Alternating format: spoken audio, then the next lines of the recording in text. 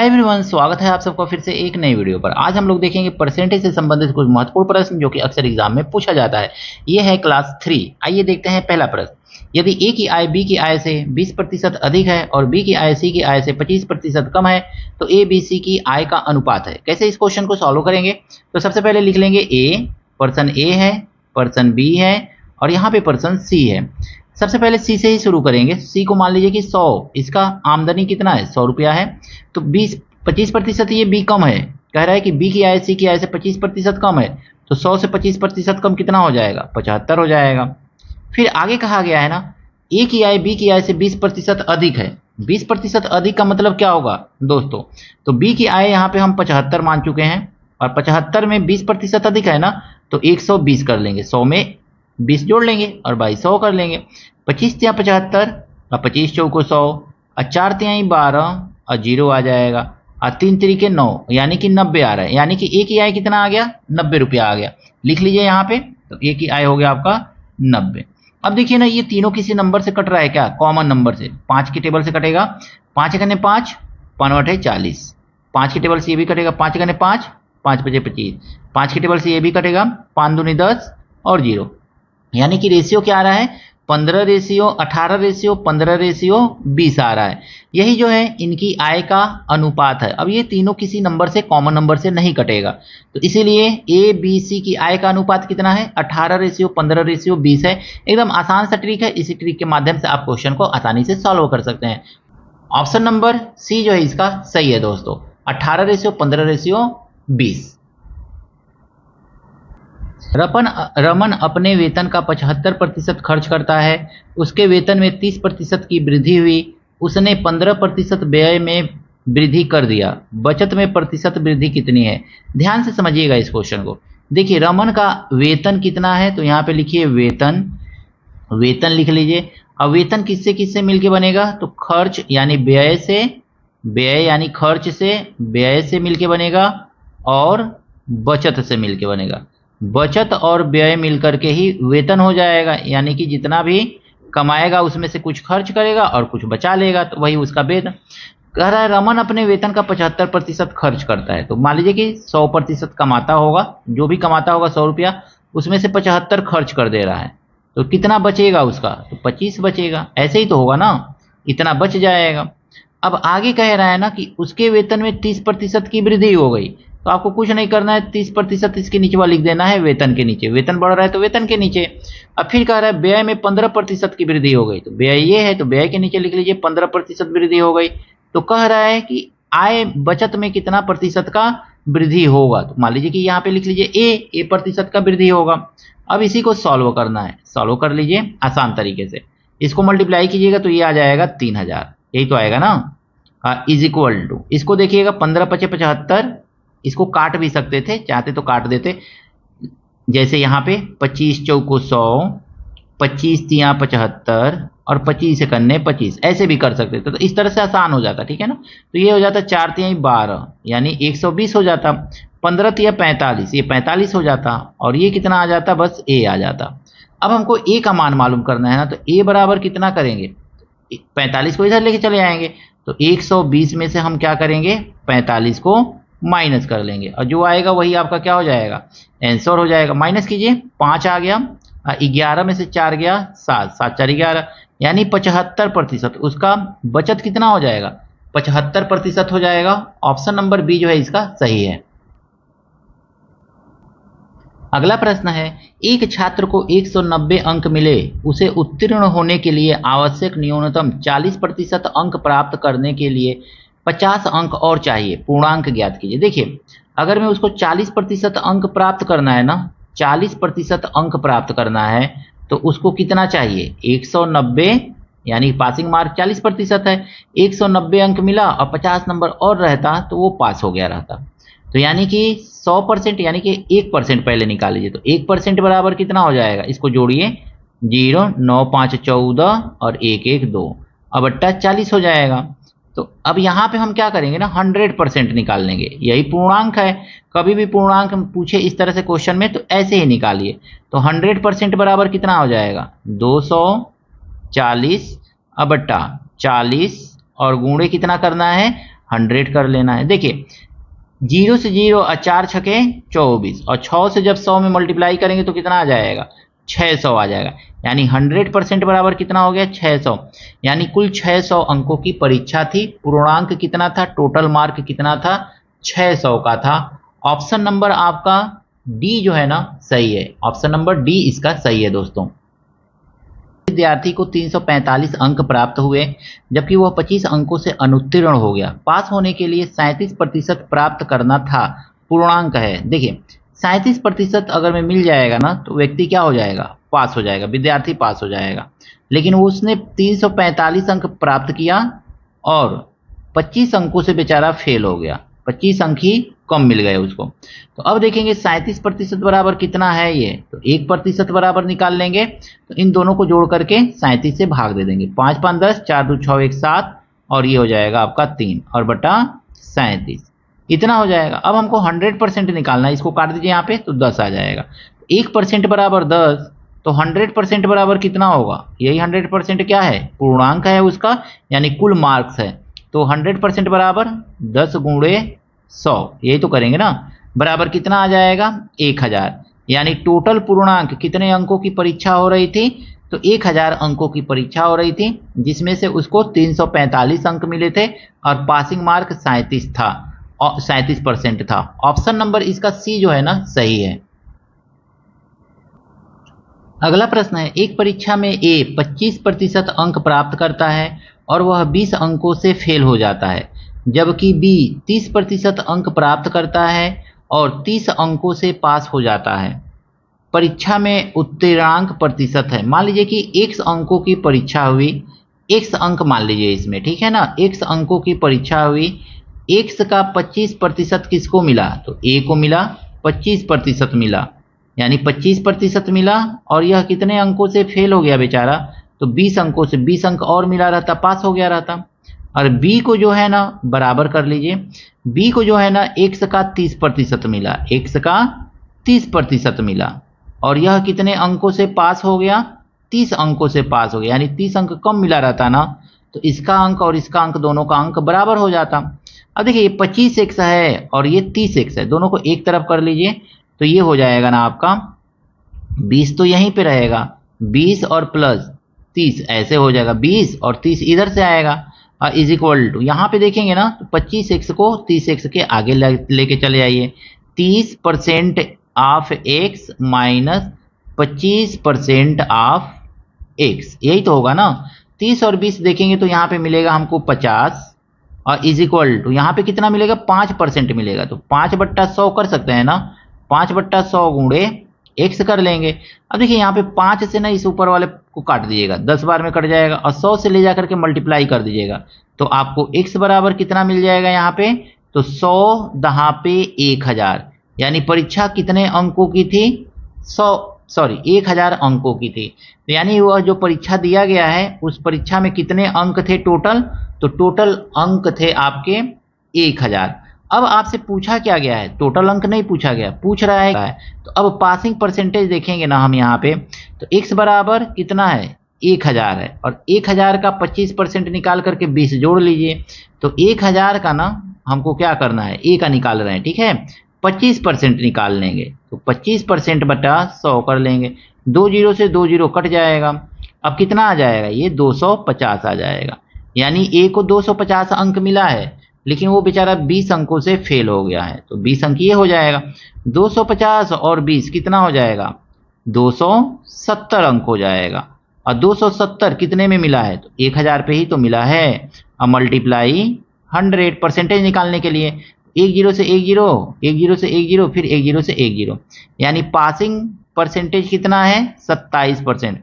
यदि किसी विद्यार्थी को 27% 1000 में से मिल जाता है तो वो क्या हो जाएगा, पास हो जाएगा।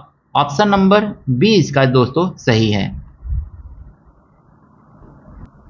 इसी प्रश्न को ना एक और तरीके से दोस्तों कर सकते हैं, आइए देखते हैं ट्रिक के माध्यम से। देखिए ए को 25% मिला, 25% मिला है और वह कितने अंकों से फेल हो गया, 20 अंकों से फेल हो गया, और दूसरे को मिला है 30% और वह कितने अंकों से पास हो गया है, तो 30 अंकों से पास हो गया है। तो फेल के लिए जोड़ना पड़ेगा इसमें, तभी तो पास होगा। अब पास के लिए 30 घटा देंगे तभी तो ये भी पास हो जाएगा उतने ही नंबर से, दोनों का नंबर सेम सेम हो जाएगा। अब देखिए परसेंटेज को परसेंटेज की तरफ कर लीजिएगा तो ये हो जाएगा 5%, और नंबर को नंबर की तरफ कर लीजिएगा तो ये आ जाएगा 50। यानी हम देखेंगे ना यहाँ पे तो 1% बराबर हमको कितना मिल गया, 1% बराबर मिल गया 10, बराबर हमको कितना मिल गया 10। यानी 1% कोई लड़का पा रहा है तो उसको 10 नंबर मिल रहा है, तो ए को कितना मिला है 25% मिला है ना, तो 25% का मतलब हो गया उसको कुल कितने अंक मिले हैं, यानी 250 अंक मिले हैं, 250 अंक। अब प्लस कितना अंक और मिला है, मिलना चाहिए तो 20 अंक मिला तो पास हो जाता। 1% बराबर 10, तो 20 अंक बराबर 10 अंक बराबर 1%, तो 20 अंक बराबर 2%, तो 2% और जोड़ दीजिए इसमें, यानी पासिंग मार्क कितना है, यहां से समझ में आ गया 27%, यानी 27% जो है वो पासिंग मार्क है। इस तरह से ट्रिक का यूज करके भी आप क्वेश्चन को बिना एक्स माने ही सॉल्व कर सकते हैं। अगला प्रश्न है, एक परीक्षा में विज्ञान में 45%, हिंदी में 37% तथा दोनों विषयों में 30% विद्यार्थी फेल हो गए। दोनों विषयों में पास होने वाले विद्यार्थियों की प्रतिशत है। ऐसा जब भी क्वेश्चन देना दोस्तों तो आप वेन डायग्राम का यूज कीजिए। देखिए वेन डायग्राम का मतलब हो गया एक डायग्राम यहाँ पे बना लीजिए और एक डायग्राम यहाँ पे बना दीजिए, ओवरलैप करते हुए बना लीजिए इस तरह से। देखिए दोनों विषयों में कितने पास हुए, फेल हुए हैं 30%, तो जो दोनों विषय में है ना तो इसको यहाँ पे लिख लीजिए 30%, ठीक है। अब एक हिंदी है तो हिंदी के लिए यच लिख दे रहे हैं, और दूसरा सब्जेक्ट कौन सा है, सॉरी एक विज्ञान है ये साइंस है, और दूसरा सब्जेक्ट क्या है तो हिंदी है। अब देखेंगे ना तो विज्ञान में 45, 30 में कितना जोड़ेंगे 45 आएगा, 15 जोड़ेंगे तो आ जाएगा, और हिंदी में कितने 37%, तो 30 में कितना जोड़ेंगे आ जाएगा, तो 30 में 7 जोड़ देंगे आ जाएगा। अब देखिए टोटल कितने परसेंट विद्यार्थी फेल हो गए हैं, तो 15, 30 और 7, 30 और 15 45, और 45 7 52, यानी 52% विद्यार्थी जो है मिला करके कुल फेल हुए हैं।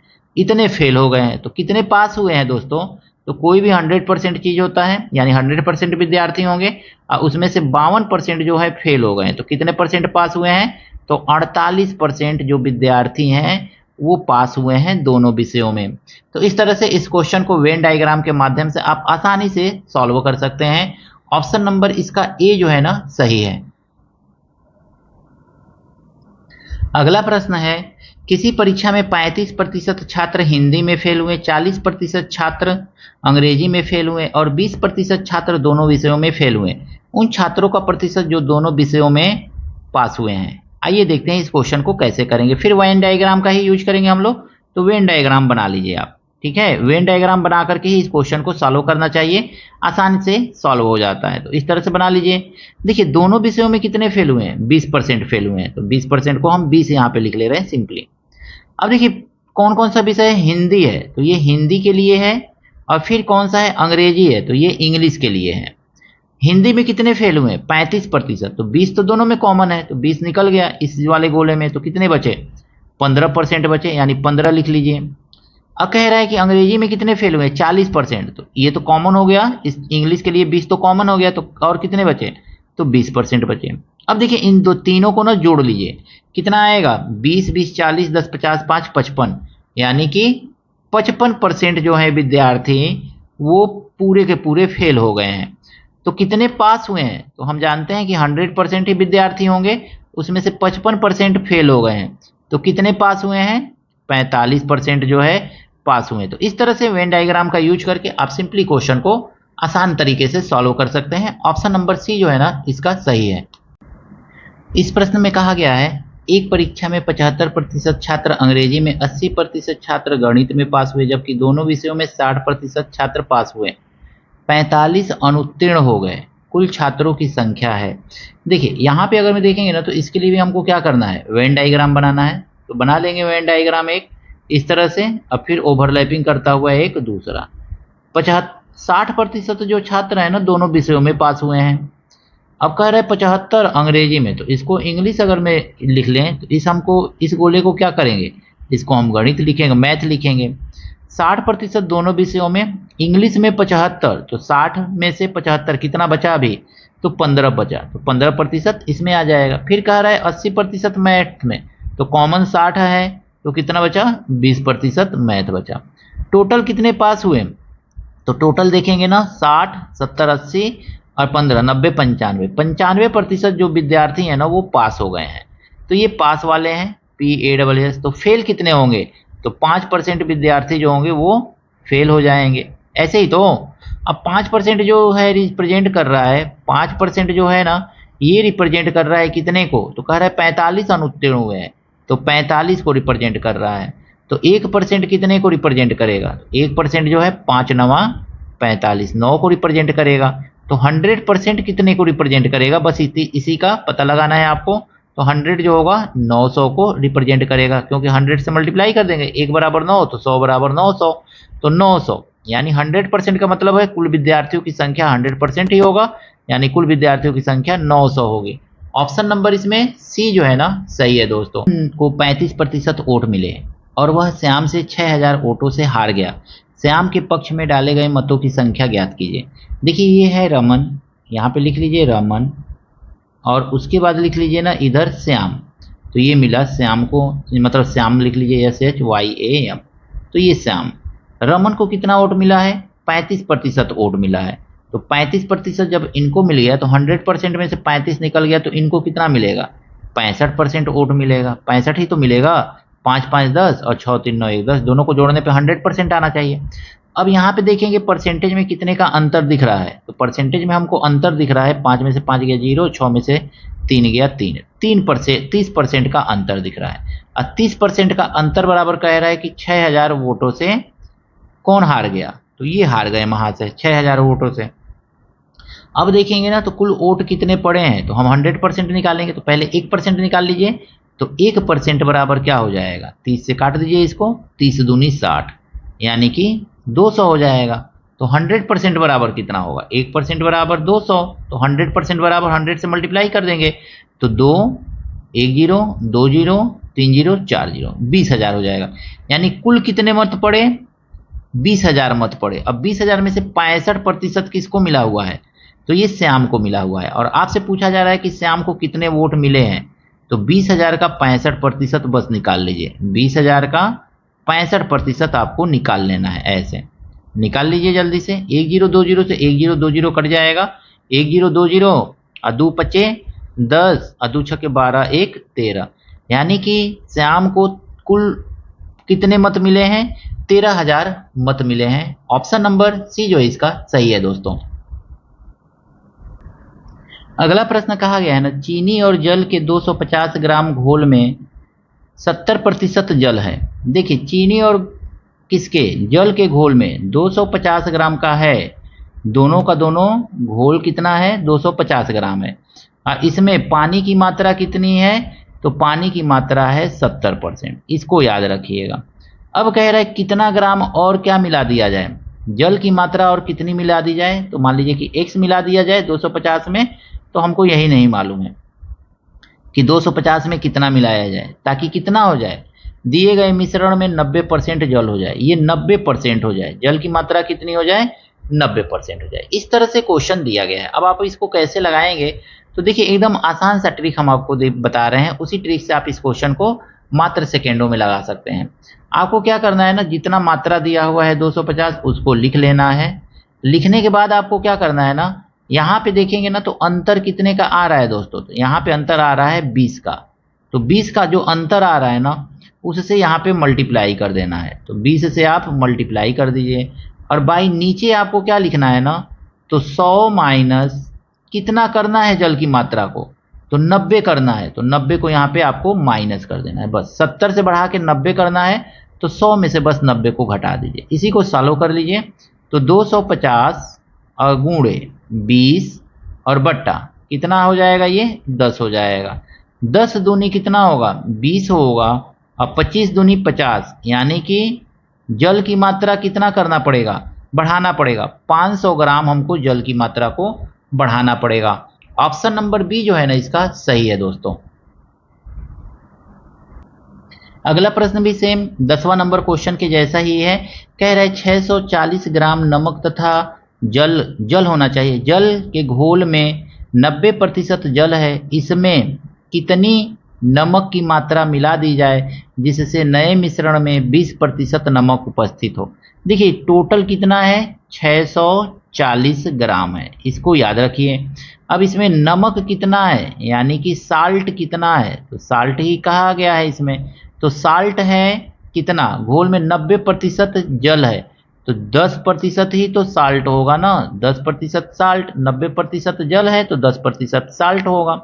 अब आगे कहा गया है इसमें कितना नमक की मात्रा मिला दी जाए, कितना मिला दी जाए, मान लीजिए कि हमको मालूम ही नहीं कितना मिलाया जाए, तो कितना मिलाया जाए जिससे कि नमक की मात्रा कितना हो जाए, नए मिश्रण में 20% नमक हो जाए, तो 20% नमक हो जाए। पहले 10% था, अब बढ़ करके 20% हो जाए। क्या करना है, 640 ग्राम को लिखना है और मल्टीप्लाई करना है इन दोनों में डिफरेंस जितना है उससे, तो 10 का डिफरेंस है, 10 से गुणा कर लेंगे। और उसके बाद क्या करना है, आपको 100 में से इस जितना हो जाए उसको माइनस करना है, यानी कि 20 को माइनस कर लेना है। इसी को सॉल्व करेंगे तो 640 गुणे 10 और बट्टा कितना हो जाएगा आपका, 80 हो जाएगा। देखिए एक जीरो से एक जीरो कट जाएगा, 8 अठैया 64 हो जाएगा और 8 जहाँ पे 0 80 ग्राम, यानी मिलाए गए नमक की मात्रा कितना है, 80 ग्राम है, जिससे कि घोल में नमक कितना हो जाएगा, 20% हो जाएगा। यह प्रश्न बहुत ही मजेदार है। एक स्कूल में 1200 लड़कों और 800 लड़कियों में से 70% लड़के तथा 40% लड़कियां अनुत्तीर्ण हो गई। उत्तीर्ण होने वाले विद्यार्थियों का प्रतिशत है। देखिए इसको कैसे लगाएंगे ना, यहाँ पे लिखिए बॉय, बॉय कितने हैं, 1200 हैं, ठीक है ना, 1200 हैं, इसमें से कितने अनुत्तीर्ण हो जा रहे हैं, तो 70%। 70% का मतलब हो गया 70/100, 1020 से 1020, 12 सत्ते 84, 840 लड़के जो हैं फेल हो गए, याद रखिएगा।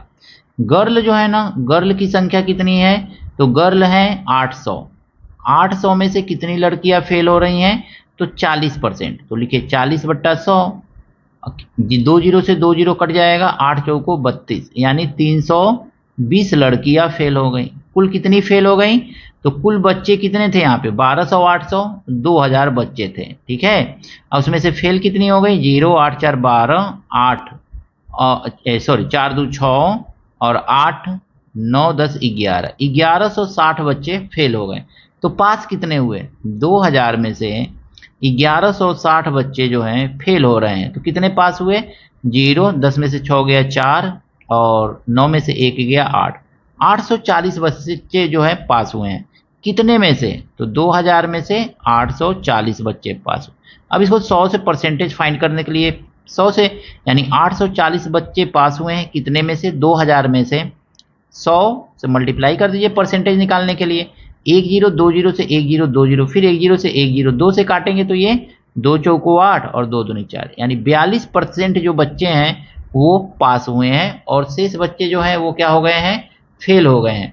आपसे पूछा जा रहा है ना कि कितने विद्यार्थी उत्तीर्ण होने वाले विद्यार्थियों का प्रतिशत है, उत्तीर्ण होने वाले विद्यार्थियों का प्रतिशत कितना है, तो 42% है। ऑप्शन नंबर आपका ना ए जो है सही है। तो आशा करता हूं ये सभी प्रश्न आपको अच्छी तरह से समझ में आया होगा परसेंटेज से संबंधित। वीडियो अच्छा लगा है दोस्तों के साथ शेयर कीजिएगा, लाइक कीजिएगा। चैनल पर नए हैं तो चैनल को भी आपसे हाथ जोड़ करके निवेदन है दोस्तों, सब्सक्राइब जरूर कीजिएगा। मिलते हैं नेक्स्ट वीडियो में इसी तरह के कुछ नए प्रश्नों के साथ। Thank you, best of luck.